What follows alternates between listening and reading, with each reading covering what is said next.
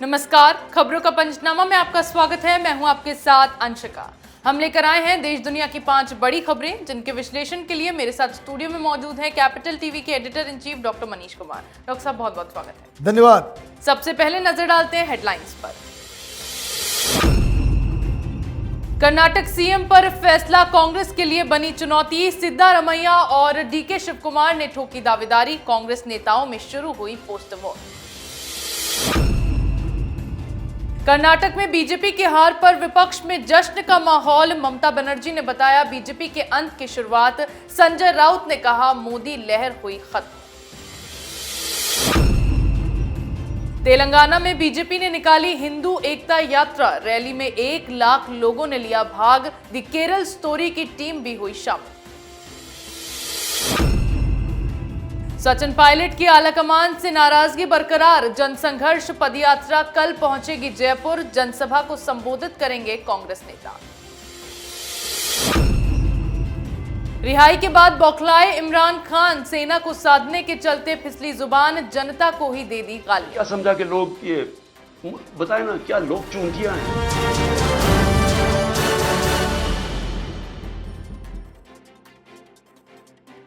खबरों की शुरुआत में बात करते हैं कर्नाटक में सीएम पर फंसे पेच की। कर्नाटक विधानसभा चुनाव में कांग्रेस को बंपर जीत मिलने के बाद अब राज्य में सीएम को लेकर हलचल तेज हो गई है।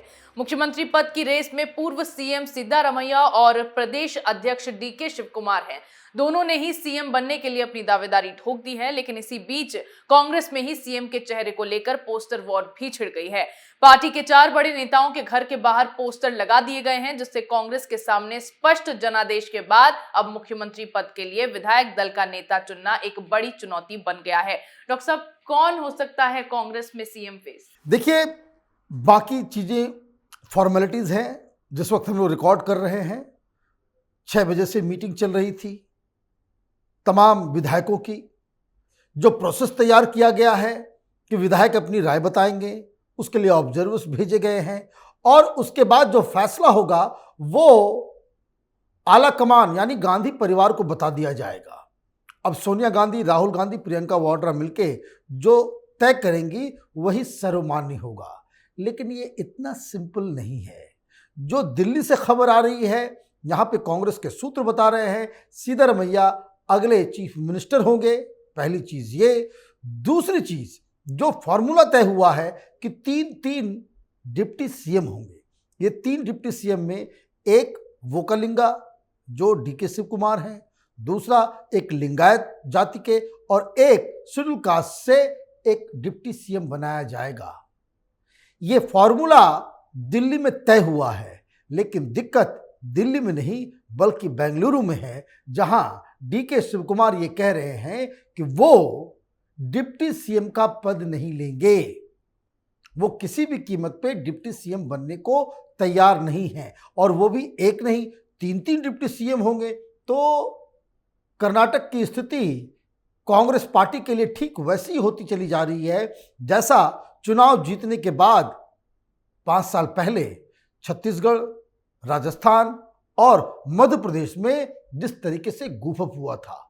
जीत बड़ी है और इस जीत को इंटरनल पॉलिटिक्स की वजह से कांग्रेस पार्टी एक मजाक की तरह इसे बनाते चली जा रही है। जी बिल्कुल। कांग्रेस ने कर्नाटक में भले ही जीत हासिल कर ली है, लेकिन इस पर विपक्ष की राजनीति भी अब शुरू हो गई है। ममता समेत विपक्ष के कई नेता बीजेपी की हार का जश्न मनाते दिखाई दिए हैं। रिजल्ट पर पश्चिम बंगाल के मुख्यमंत्री ममता बनर्जी का पहला बयान सामने आया, जिसमें बंगाल सीएम ने कर्नाटक में बीजेपी की हार को 2024 लोकसभा चुनाव से पहले बड़ा संकेत बताते हुए कहा कि भाजपा के अंत की शुरुआत हो चुकी है और बीजेपी को यह समझ लेना चाहिए कि देश की सत्ता से उसकी विदाई तय है। वहीं कांग्रेस की जीत पर उद्धव गुट के नेता संजय राउत ने दावा किया है कि देश में मोदी लहर खत्म हो गई है। डॉक्टर साहब, जिस तरीके से बीजेपी की हार में विपक्ष में जश्न का माहौल है, क्या ये लोग कांग्रेस का समर्थन कर रहे हैं? यही तो बड़ा सवाल है कि ये बीजेपी को के ऊपर सवाल तो उठा रहे हैं। वैलिड है, जश्न मनाना भी चाहिए, राजनीतिक प्रतिद्वंदी है। तो ममता बनर्जी कह रही है कि भाई ये अंत की शुरुआत शुरू हो गई। लेकिन मार्क करने वाली बात क्या है, ममता बनर्जी ने कांग्रेस पार्टी को कोई बधाई नहीं दी, वो कांग्रेस पार्टी से अपने आप को दूर रखना चाहती है। उधर उद्धव ठाकरे, जिनकी अपनी ही फजीयत हो चुकी है महाराष्ट्र के अंदर, वो पार्टी छोटी सी है, लेकिन वो क्या कह रहे हैं कि अब मोदी लहर खत्म हो गया, अब हमारी लहर है। भाई, आपको तो अभी शरद पवार ने बुलाया है मीटिंग करने के लिए, इस पे चर्चा होगी कि एमवीए होगा या नहीं होगा। ये हम कौन है? आप राहुल गांधी के लिए बैटिंग कोई कर रहा है तो ममता बनर्जी राहुल गांधी के खिलाफ चल रही है। कर्नाटक में जो नतीजे आए हैं उसमें कांग्रेस पार्टी तो जीती, और कांग्रेस पार्टी की और राहुल गांधी की ये जो विपक्षी एकता में लीड कौन करेगा, वो पोजीशन बड़ा स्ट्रांग हो गया है, जिससे इस नतीजे से जितना दुख बीजेपी को है उससे कहीं ज़्यादा मिर्ची विपक्ष के लोगों को लग गई है, क्योंकि अब तो राहुल गांधी या कांग्रेस पार्टी जरा सा भी कॉम्प्रोमाइज नहीं करेगी राहुल गांधी के नाम पे। अब विपक्ष में कोई ममता बनर्जी या कोई नीतीश कुमार, कोई शरद पवार या कोई अरविंद केजरीवाल विपक्षी एकता का लीडर वो नहीं हो सकता। जी बिल्कुल। कर्नाटक में बीजेपी की हार पर अब तमाम विपक्षी दल खुशियां मना रहे हैं। अगली खबर में बात करेंगे बीजेपी की हिंदू एकता यात्रा की। आज तेलुगु हनुमान जयंती के मौके पर भाजपा ने तेलंगाना में हिंदू एकता यात्रा निकाली, जिसमें असम सीएम हिमंता बिस्वा शर्मा मुख्य अतिथि के रूप में शामिल हुए। इसके अलावा फिल्म द केरल स्टोरी के निर्देशक और उनके कर्मचारियों के अलावा करीब 1 लाख लोगों ने यात्रा में भाग लिया। धर्मनिरपेक्षता, बहुलता और विविधता के नाम पर भारत के ताने बाने को तोड़ने का काम करने वाली विभाजनकारी ताकतों को दूर करने के लिए इस यात्रा का आयोजन किया गया, जिसका सीधा उद्देश्य एकता और एकजुटता रही। डॉक्टर साहब, क्या कुछ हुआ इस रैली में? देखिए, ये रैली तेलंगाना को ध्यान में रखते हुए निकाला गया है। भारतीय जनता पार्टी को ये बात समझ में आई है कि भाई कर्नाटक में क्या हुआ। कर्नाटक में 88% मुस्लिम वोट यूनाइट हो गए और वो भारतीय जनता पार्टी को हराने के लिए एक मुश्त कांग्रेस पार्टी को सारा वोट मिला है। मतलब मुस्लिम वोटर्स यूनाइटेड होकर के उन लोगों ने वोट किया, और जो लोग हिंदुत्व के नाम पे वोट मांग रहे थे उनका वोट, हिंदू समाज का वोट बट गया। बीजेपी की स्ट्रेटजी है कि जिस तरीके से जाति के नाम पे, अलग अलग समुदाय के नाम पे कर्नाटक में वोट अलग थलग हो गया, वोट बट गए, वो तेलंगाना में ना हो। आने वाले चुनाव में भारतीय जनता पार्टी इस तरह के मुद्दे को जरूर उठाएगी, जिससे हिंदू वोटर्स जो है वो कंसोलिडेट हो सके। दिक्कत क्या है? ये दिल्ली में बैठे ये दलाल पत्रकारों का जो पूरा जत्था है वो कहते हैं कि भाई बीजेपी जो है वो कम्युनल पॉलिटिक्स करती है।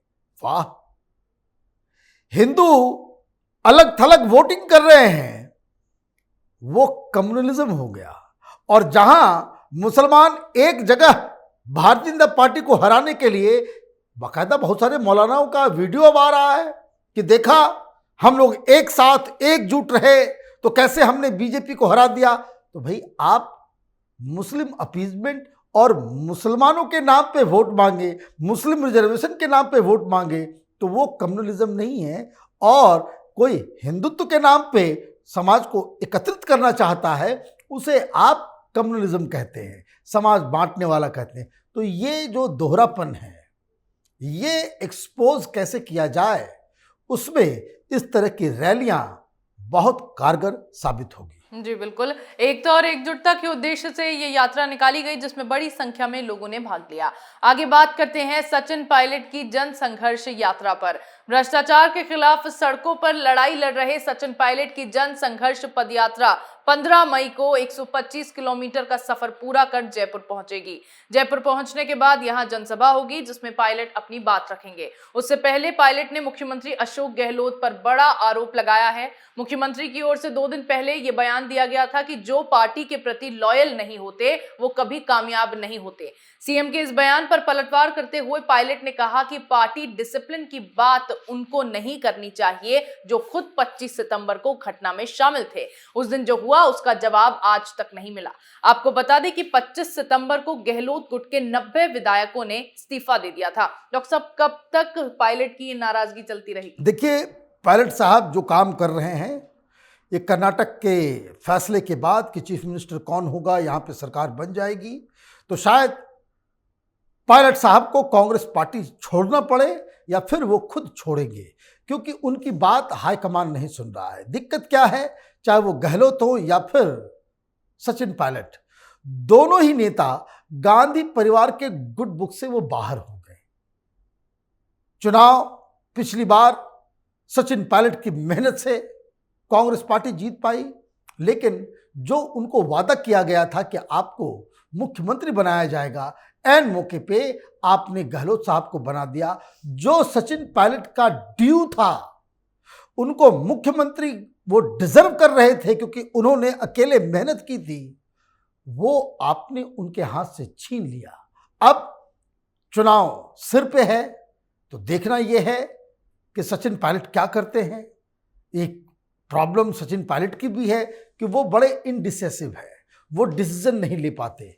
उनको पार्टी में रहना है, पार्टी से अलग जाना है, बीजेपी में शामिल होना है, या फिर नई पार्टी बनाना है, या फिर आम आदमी पार्टी से कोई संबंध रखना है। ये तमाम तरह के कयास लगाए जा रहे हैं और दिक्कत ये है कि सचिन पायलट कोई भी सिग्नल वो अभी तक नहीं दे पा रहे हैं। जी बिल्कुल, राजस्थान कांग्रेस में घमासान लगातार जारी है और कांग्रेस आलाकमान से नाराजगी भी पायलट ने अब खुलकर जाहिर करनी शुरू कर दी है। आज की आखिरी खबर में बात करेंगे इमरान खान की बढ़ती मुसीबतों की। पाकिस्तान की सुप्रीम कोर्ट के अलावा इस्लामाबाद हाई कोर्ट से राहत मिलने के बाद पूर्व प्रधानमंत्री इमरान खान ने 13 मई को अपने मुल्क को संबोधित किया। इस दौरान उन्होंने सत्ताधारी शहबाज शरीफ की सरकार के साथ साथ सेना पर भी जमकर हमला बोला।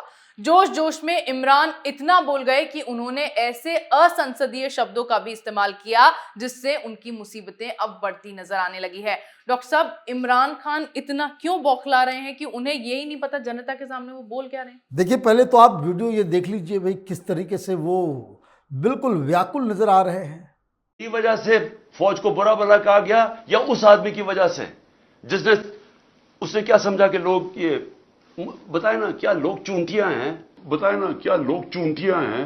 चूंटियां हैं? चूंटियां हैं? क्या लोगों में अकल नहीं है?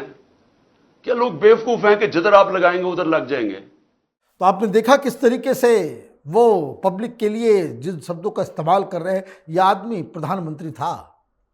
पाकिस्तान में एक से एक किस्म के लोग हैं। दिक्कत क्या है, इमरान खान आर्मी को गालियां देकर, आर्मी को बाकायदा निशाने पे लेके वो पॉपुलर होना चाहते हैं, राजनीति करना चाहते हैं। लेकिन पाकिस्तान के जो सिस्टम के जो जितने भी जानकार हैं वो ये जानते हैं और समझ रहे हैं कि इमरान खान गलती पे गलती करते चले जा रहे हैं। पाकिस्तान में कोई भी राजनीतिज्ञ वहाँ की आर्मी के खिलाफ जाकर सरवाइव नहीं कर सकता। ये भले ही लोगों को इकट्ठा करने में कामयाब हो पा रहे हैं, लेकिन बस थोड़ा सा इंतजार कीजिए, जब काउंटर अटैक होगा सरकार की तरफ से और आर्मी की तरफ से, इमरान खान वापस जेल में नजर आएंगे। जी बिल्कुल, इमरान का जिन लोगों ने साथ दिया उन्हीं लोगों के खिलाफ इमरान ने आपत्तिजनक भाषा का इस्तेमाल किया, जिससे पाकिस्तान में फिर एक नई मुसीबत खान ने अपने लिए खड़ी कर ली है। देश दुनिया की तमाम बड़ी खबरों पर हमारे साथ आपके विश्लेषण के लिए बहुत बहुत धन्यवाद। धन्यवाद।